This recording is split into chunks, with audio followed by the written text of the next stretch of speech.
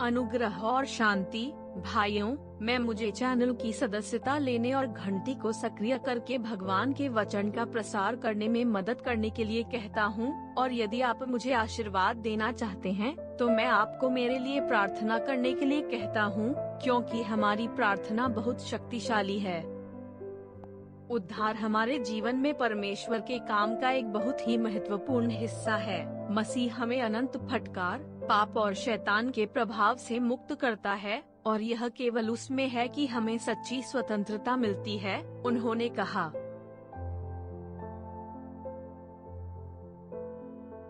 इसलिए यदि पुत्र आपको रिलीज करता है तो आप वास्तव में स्वतंत्र होंगे।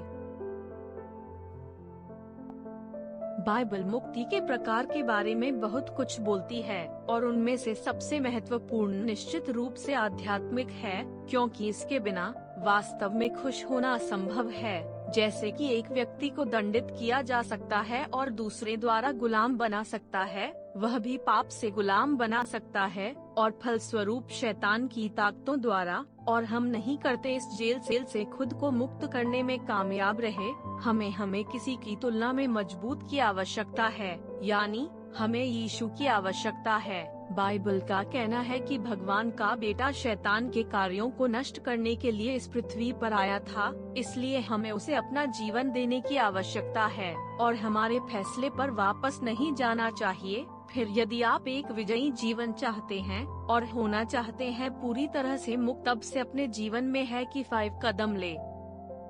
पहला कदम यीशु को अपने प्रभु और उद्धारकर्ता के रूप में स्वीकार करता है। यह सिर्फ एक विकल्प से कहीं अधिक है। स्वीकार करने का शब्द बाइबल के अर्थ में विश्वास करना, भरोसा करना और उनका पालन करना है।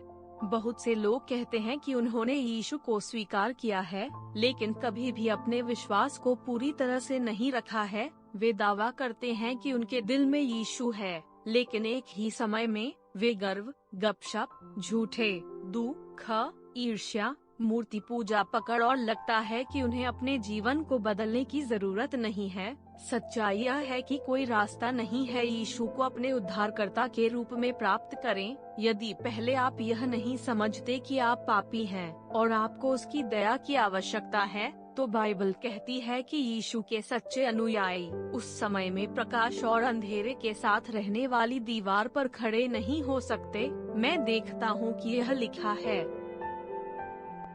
जो कहता है मैं उसे जानता हूँ लेकिन उसकी आज्ञाओं का पालन नहीं करता, वह झूठा है और सच्चाई उसमें नहीं है। लेकिन अगर कोई अपने वचन का पालन करता है तो परमेश्वर का प्रेम वास्तव में उसमें सिद्ध होता है। इस तरह हम जानते हैं कि हम उसमें हैं। जो उसमें बने रहने का दावा करता है उसे चलना चाहिए जैसे वह चला गया।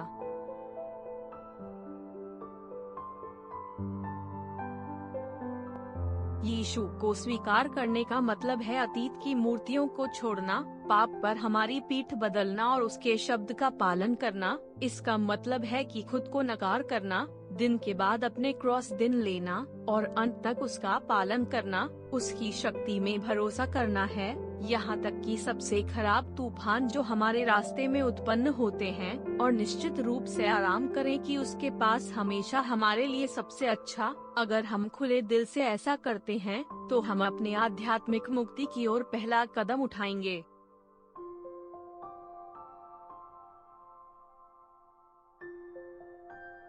दूसरा कदम पवित्रता में चलना। पवित्र शब्द का मतलब अलग है, यानी यदि आप शैतान के जुए से मुक्त होना चाहते हैं तो आप अब उसकी इच्छा नहीं कर सकते हैं, क्योंकि अब आप भगवान की अनन्य संपत्ति हैं और वह चाहता है कि आप अकेले रहें। देखें कि यह लिखा गया है,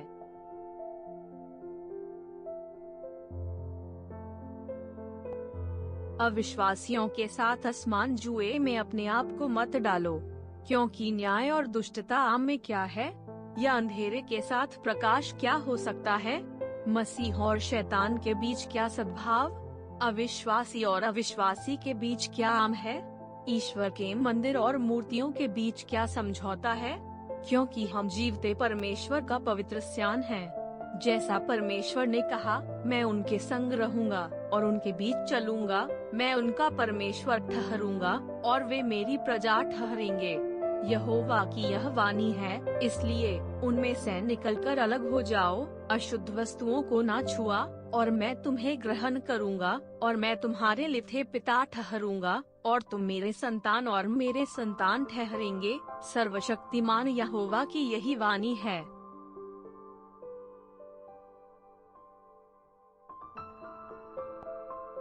क्या इसका मतलब है कि हम फिर कभी पाप नहीं करेंगे? नहीं, क्योंकि चूंकि पाप ने आदम और हव्वा के माध्यम से संसार में प्रवेश किया, मनुष्य स्वभाव से अशुद्ध है। इससे कोई फर्क नहीं पड़ता कि जब तक हम इस संसार में रहते हैं, तब तक पाप से हमें न्याय संगत ठहराने के लिए क्रूस पर कितना मरा, न कि इस संसार में हम पूरी तरह से पवित्र होने में सक्षम नहीं होंगे।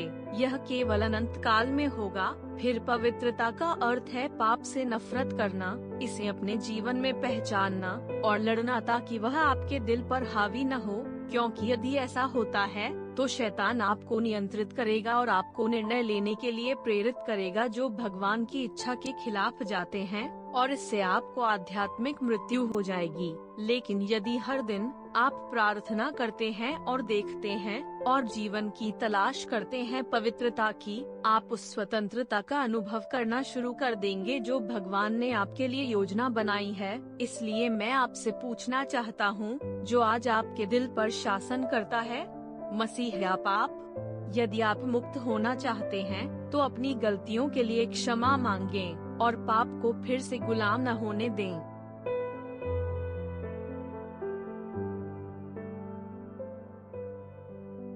तीसरा कदम, बुराई की उपस्थिति से दूर भागो। एक व्यक्ति को आध्यात्मिक रूप से मुक्त होने के लिए सबसे महत्वपूर्ण कदमों में से एक यह है कि वह सब कुछ से खुद को अलग करना जो यीशु से अपना ध्यान केंद्रित करता है। देखें कि प्रेरित पौलुस ने कहा,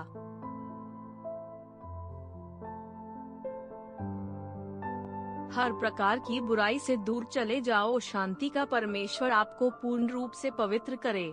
हमारे प्रभु यीशु मसीह के आने में तेरी सारी आत्मा, प्राण और देह निर्दोष ठहरेगा।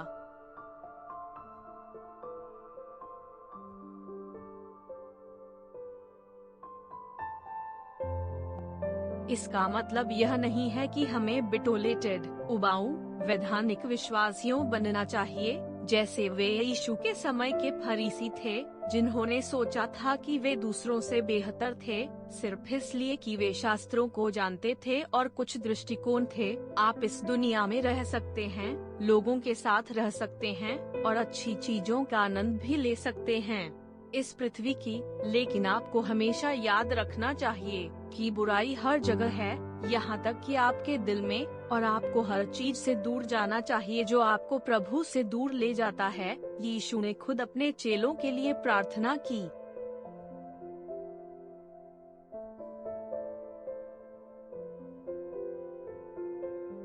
हे पिता, मैं यह नहीं मांगता कि तू उन्हें जगत से निकाले, परंतु यह कि तू उन्हें बुराई से मुक्त करे। चरण 4, पवित्र आत्मा से भरा रहो।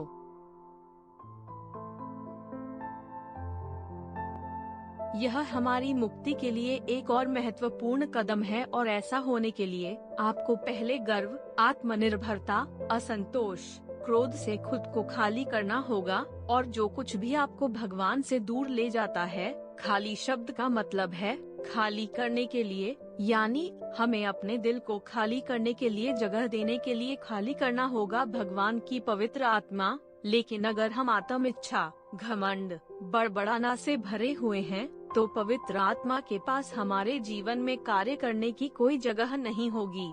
जब तक कि हम अपने आप में मर न जाएं, हम आत्मा से भरा जीवन का अनुभव नहीं कर सकते। देखें कि बाइबल क्या कहती है।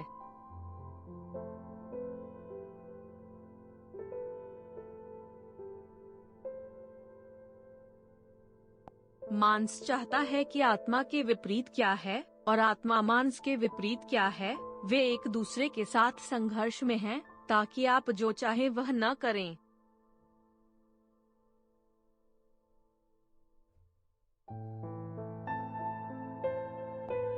यह दिखाता है कि हमारा मांस पाप का अभ्यास करना चाहता है और हमारी आत्मा भगवान की चीजों की इच्छा करती है, और हम केवल इस युद्ध को जीतेंगे अगर हम भगवान के वचन के साथ दिन के बाद हमारे दिमाग को प्रार्थना करते हैं और नवीनीकृत करते हैं। तो बाइबल हनन्याह और उसकी पत्नी नीलमणि की कहानी बताती है। उन्होंने यीशु के पुनरुत्थान के तुरंत बाद चर्च को बनाए रखने में मदद की और स्वर्ग में लौट आए। एक बार इस जोड़े ने एक भूमि बेच दी जिसे पैसे दान करना था और मंत्रालय को बनाए रखने में मदद की थी, लेकिन उन्होंने मूल्य का एक हिस्सा रखने का फैसला किया और किसी को भी नहीं बताया।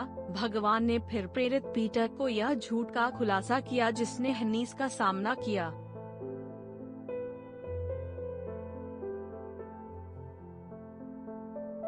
हनीस ने शैतान को अपने दिल को इस बिंदु पर भरने की इजाजत दी कि आप पवित्र आत्मा से झूठ बोलते हैं और संपत्ति के लिए प्राप्त कुछ पैसे रखते हैं।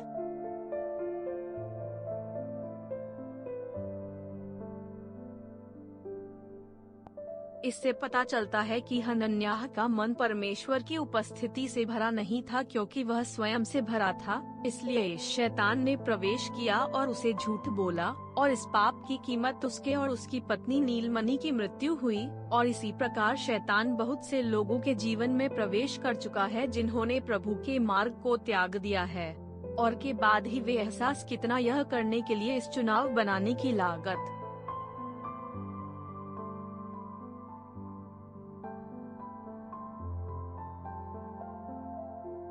5वां कदम, प्रार्थना करो और हर समय देखो।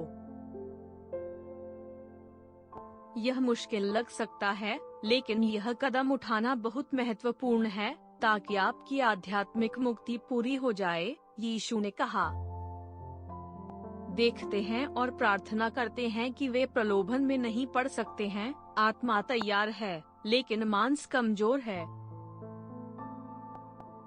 देखने और प्रार्थना करने का मतलब यह नहीं है कि आपको दिन में 24 घंटे अपने कमरे में बंद करना होगा। यह व्यावहारिक रूप से असंभव है, क्योंकि हम सभी के पास काम करने की प्रतिबद्धता है। परिवार, दोस्तों और खुद के साथ प्रार्थना करना और देखना हमेशा प्रार्थना की भावना में और भगवान के संपर्क में रहना है, चाहे आप कर रहे हैं। यह इस तरह से रहने के लिए पूरी तरह से संभव है, बस विचारों से ऊपर बातें करने के लिए बदल गया, और अपने दिल में पिता के साथ फेलोशिप खोने के लिए नहीं। एक ईमानदार इच्छा है कि वहाँ है, जबकि हम प्रार्थना में हैं, और हमेशा धोखा दिया जा करने के लिए नहीं। घड़ी शैतान हमारे जीवन में प्रवेश करने के लिए कोई बचाव का रास्ता नहीं मिलेगा। बाइबल का कहना है कि शैतान हमारे चारों ओर रहता है, लियो की तरह गर्जन करता है जो भगवान की उपस्थिति से दूर है। लेकिन जब हम प्रार्थना कर रहे हैं और देख रहे हैं, तो वह भाग जाता है, क्योंकि वह है जो दुनिया में है उससे अधिक है।